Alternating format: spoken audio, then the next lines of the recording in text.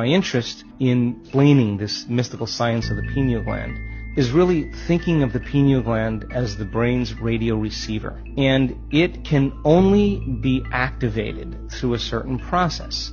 When this latent system switches on, the arousal that's created is energy moving from the body right up into the brain. And that energy rushes all the way up into the pineal gland. The moment that happens, the brain goes into what's called gamma brainwave patterns. They're having a full-on sensory experience without their senses. And whatever's going on between their ears, the vision that they're having, they're not visualizing. It's happening to them. And the person now is literally in a whole nother world. They're in another dimension. That's why the pineal gland is called the third eye, because it's a profound vision. Once the autonomic nervous system switches on and it goes into gamma brainwave patterns, that radio receiver has tiny little calcite crystals, stacked rhombohedrons that are on top of each other.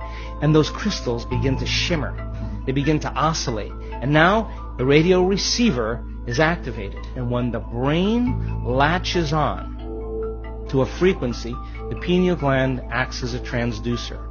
And the pineal gland begins to release upgraded versions of melatonin. Melatonin already causes us to dream, but now you're going to really dream. It already causes us to relax, but now you're going to make a benzodiazepine. You are going to chill way out. You are no longer going to be in survival. Melatonin is already an antioxidant, but you're going to make two of the most powerful antioxidants known to man. Anti-cancer, anti-aging, anti-heart disease, anti-stroke, anti-neurodegenerative, anti-inflammatory, antimicrobial. And then you make that one amazing chemical called dimethyltryptamine. And that begins to switch on. And what happens is you no longer move through space to experience time. You move through times. And you experience dimensions or spaces. And the biggest lie that we've ever been told is that we're linear beings living a linear life.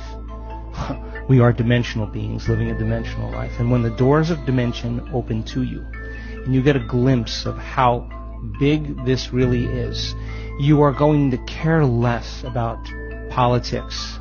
You're going to care less about who's famous and who isn't, because you're going to realize you're all of that and more.